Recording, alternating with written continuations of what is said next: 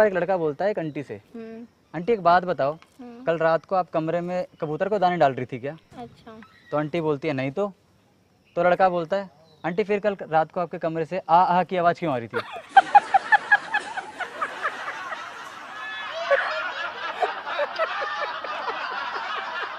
अरे मैडम एक minute, joke पूरा तो सुन लो।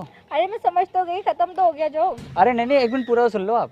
अच्छा बोलो। फिर आंटी बोलती है बेटा कल रात को ना मेरी कमर में दर्द हो रहा था, इसलिए मैं बाम लगा रही थी और तुझे आ की आवाज़ आ रही थी।